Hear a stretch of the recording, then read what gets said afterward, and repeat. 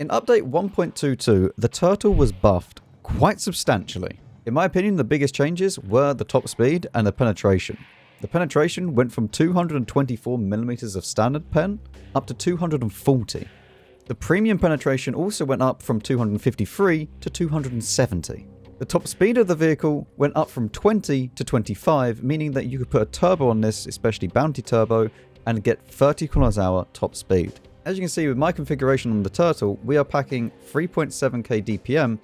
We don't even have vents. This is just HB Turbo Rammer, and of course, yes, this is all Bounty, but it's going to be roughly within a few percent of each other if you were using standard. You have 1,500 hit points, considering that your armor is very, very effective, especially against lower tier vehicles. This tank really does just put into perspective how dumb +2 is, because this thing against tier 6s is probably more overpowered than a BZ176 is. Because even though that, yes, armor-wise, probably the BZ would win, the gun is a completely different story. The gun will tear tier 6s apart, sometimes in 3 shots. And considering that you only have to wait 5.3 seconds for those 3 shots, doesn't give the little tier 6s too much time to run away.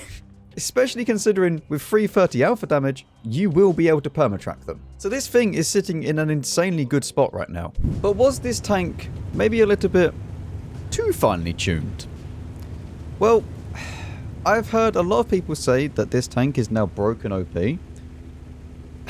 The thing is, I haven't really played that many games in this tank to give you a full review on the tank or anything like that.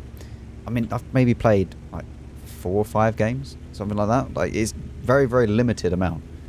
But from the quick and dirty review of it, it behaves a lot like a tortoise. And is the tortoise OP? Yes, in certain situations.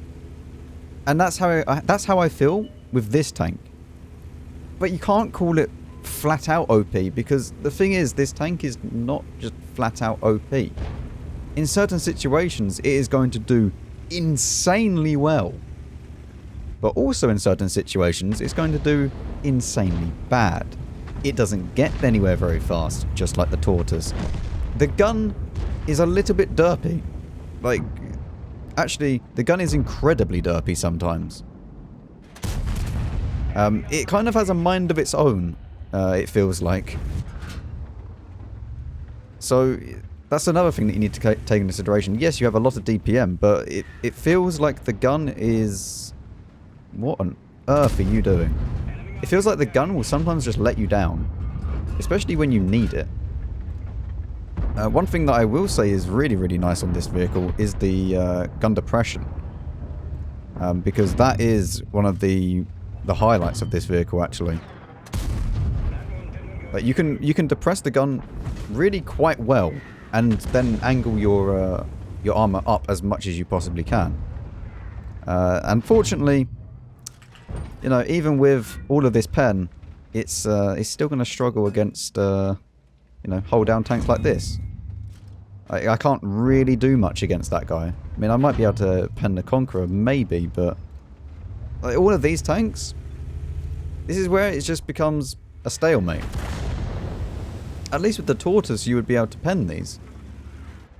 But, you know, at the same time, let's be honest, if you could pen all of these, it would be broken. It's definitely more boxy than the Tortoise. And it is definitely better than the AT-15 at tier 8, which is obviously in the same line. So, I mean, yes, it is better than the tech tree alternative. But that doesn't then mean that, you know, this tank is flat out broken. Okay, we actually hit the M6Y there instead of the Skoda. Which is quite interesting.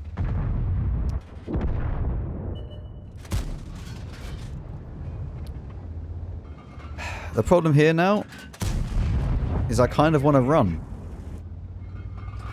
But if I run, we are not really going to... Oh no, actually we don't really need to run. That should be okay. I was thinking that we kind of need to run because they're going to overpush it, but they don't. What? How am I not penning this Capola, by the way? That's actually mental. I love how I can hit these shots where I'm not fully aiming at distance. But then shots like that Capola where I fully aimed them, will just miss. But as you can see, armor-wise, yep, this tank, it's not letting much through, is it? I should have really just gone with the phase 1 there to get the shots in. But if you can play the Tortoise, you can play this tank. There's no real, question about that. If you know how to play the Tortoise, you could play extremely well in this vehicle. The only thing that you need to worry about, obviously, is kind of the angles that you're presenting to the enemy. Because, as I said, it is very, very boxy. And as soon as you get, like, the side here, it's an auto pen. Whereas with the Tortoise, it's a little bit more rounded. So, I've not hit once on this Capola, by the way. It was bad, man. With the Tortoise, it's a little bit more rounded, so it's kind of a bit more forgiving in that respect.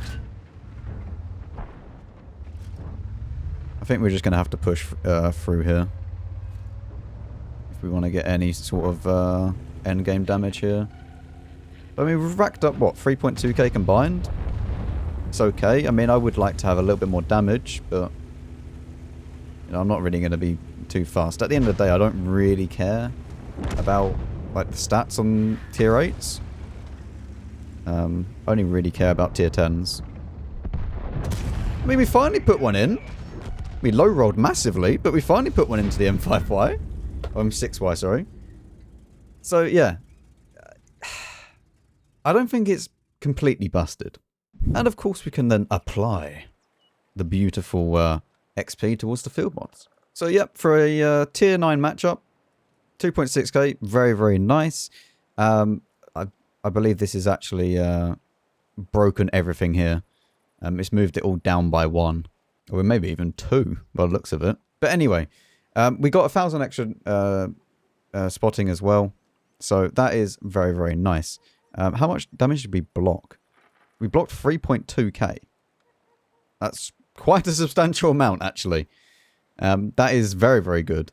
So you can see, even in a tier 9 game, that's mental. But it's because we're in that situation where you're kind of just like a bunker, It does behave a lot like, maybe it's not even like the Tortoise. Maybe it's more like the Badger with its kind of boxy nature. And it's kind of a little bit more similar profile to the Badger, I guess. Because you don't get that Capola problem. But you can get overmatched by, I believe it's like 114mm guns. So 120mm guns can actually overmatch your roof, which is an issue. So when you do come up against tanks like, or even like the Conqueror, if they do get a clean shot at the top of your vehicle, which is kind of hard considering if you were angled upwards, then that is going to be a problem. I believe it's only the flat bit at the top, though, that you can overmatch. I don't think this is an overmatch. Let me double check. So as you can see in the live model here, we have the standard 240mm of pen, and you can go through basically the entire thing if it is on flat ground. Since you only need around about 210, 215mm of pen to actually go through the lower section here. So if you do fire premium, then you are going to go through this pretty easily, even with only 250. So if you do meet one of these on flat ground, always go towards the bottom and fire premium. And you'll go straight through. Also, the lower plate, obviously, that is around about 200mm thick, depending on how well angled or what angle it is. But at the top here, you'll see that this is 44.5mm thick, which means that it's 133.5. Yes, I've had to use a calculator for that. Well done if you can do that in your head. I cannot. But as you go right to the back here, you'll see that it is 38.1, which I believe is 114.5 or something. 114.3. I mean, I don't know how I got 0.5 when it's 1 times 3. So 114mm, which means that against, say, a Conqueror, which, let's say, right here, And we also need to put into the light blue. Right here at the back can be overmatched. However, let's be honest, that's not really going to happen too often, is it? Look at it. So that's only going to really be an overmatch if give them the very top of your turret, which hardly ever happens. And I would say that you need to then be worried about tanks that have 133mm caliber, but most of the time those people that you meet are going to have more than enough pen just to go straight through your tank. And here's what I mean. It's around about 260mm thick if it's just head on with you on the sides here. And then when it's all the way using all of its 9 or 10 degrees of gun depression, it's 180 at the very bar at the top. So you're going to need probably heat to go through this reliably. And then it gets worse as you go directly underneath. So this is why I said, like, against tier 6s, like, this is just not very fair, is it? But as soon as you go a little bit too far, then this all opens up, as I said, with the boxy nature. The armor on it is super OP, but only when you're head on against someone. As soon as you kind of fight more than 1 or 2 people, it might be a problem. And since that we do have 11,000 now, we can go and get another field mod. And the field mods that I would suggest that you use is going to be exactly the same for all tank destroyers, which is going to be the left, then right, then right. And then you can pick, what can you even pick? Scouting or survivability? Survivability, and then put HP boost in there. Okay, so we're now on Lakeville. And the thing is, I kind of was thinking, oh, we could go to the valley. I don't think I want to go to the valley. The problem being that 705 can pen me pretty reliably if he's using the IS-7 gun anyway. Because even then, yes, it's 303 pen, but 303 pen, as you've just seen, will easily go through my my cheeks. So, yeah, especially T30, Tortoise, no thanks. So let's go to the city and see if we can farm some people. There's a set... What are you doing? I have no clue. Although the 705 just killed the phase 1, which means that he's over here. Yes. So he's coming to the city, which is going to be a problem. But, well, we'll see. We'll see what we can do. Oh, dear. There's a renegade in the city. This is looking okay at the moment. We will ask for help and just see if there's... get the tracking shot on him.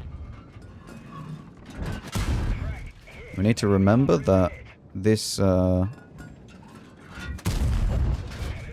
we can get pen pretty easily. Even with his AP.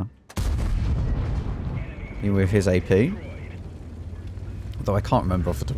Is it 190 pen on the AP? I can't remember. I can't remember what AP pen the Astron Rex has. I mean, I wanted to try and destroy the this little fence thing here, but guess not.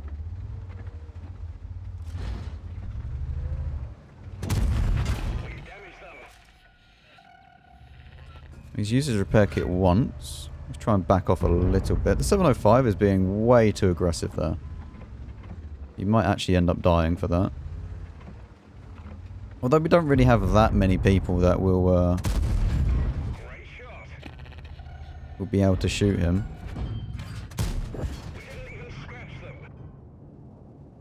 There is a pen here, he says.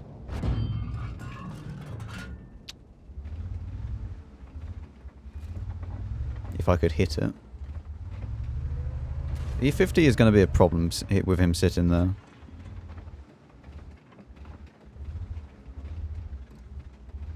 But I also should be able to spot anyone that... if he pushes out to the right here, I should spot him. So that's not really a problem. And he can't shoot me behind here either. So it's only really this spot here and then obviously to the right. But we are down 3,300 health, so... not great.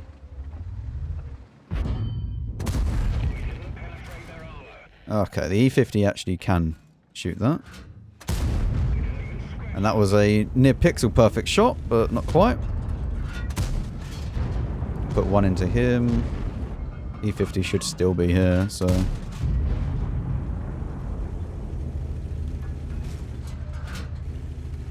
we need to back off.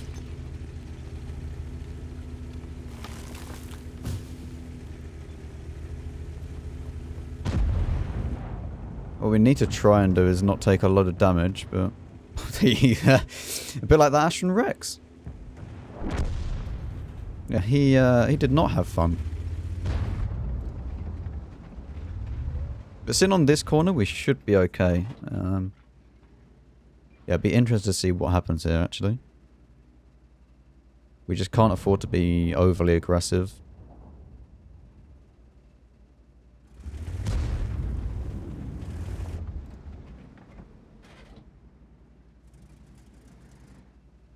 And I shouldn't get spotted by him.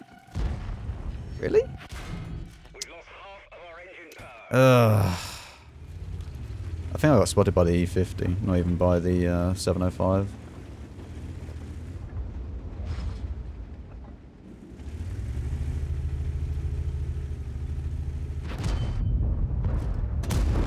Alright, remove that guy from the game. I cannot fight this E50. Since he has way too much pen for me. I mean, he only has 270, but that's more than enough for him to go through me.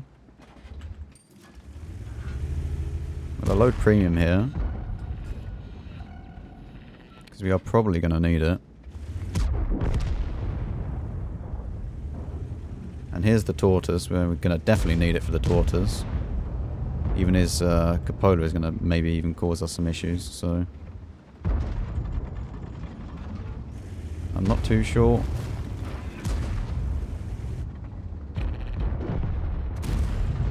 Try and track the tortoise.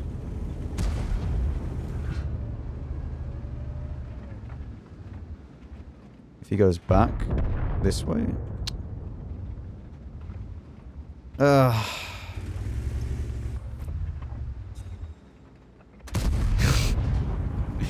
Man, this gun is so derpy sometimes. But it's so weird. So there you go, the turtle. I mean, we did actually get some blind, so we did pen the E50 a little bit when we were shooting blind at that corner. But like, I don't know. I feel like everybody that's saying this tank is outright broken OP doesn't understand what it means to be outright broken OP.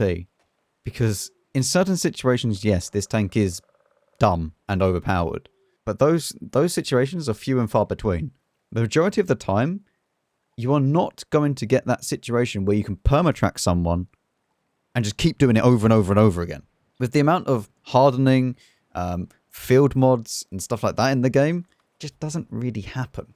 I think it's in a very, very, very good spot. But the thing is, if this tank was truly completely busted, it would have insane requirements to free market. And 3.4 is not that insane. If we have a look at what the stats are for the 95%, so the mark, ignoring the Object 259A and the WZ116, because these are, I mean, even the ISU 130, I guess, because these two are super test tanks, and this one is never sold, really. So the Barask is the highest at 3.7. Then you have the Charlemagne, which it was a Bond store tank, and it's never really played by noobs, because you could only really get it from ranked Bond store, not the normal Bond store. Then you have the BZ176. Yeah, then you skip all of these. You have the Skoda, you have the Carry, you have the Mars, the even 90, the Chimera, and then the Turtle. So yes, this has now been projected into being one of the best premiums. But again, that doesn't then mean that it's OP. And also, for certain people, this tank is going to be outright awful. If this is not your type of tank, it is not going to be good for you. It doesn't matter how good a tank is. If it doesn't fit how you like to play the game, it is not going to be OP. I really don't like the Barask. But my god, is this thing broken. but I can't play it to save my life. This thing is a better scout than most light tanks in the same tier, and even some of the tier 9s. But I find the gun incredibly annoying, and when it hits, it's great, but for me, it misses a lot. But for some people, you're going to love the Barask.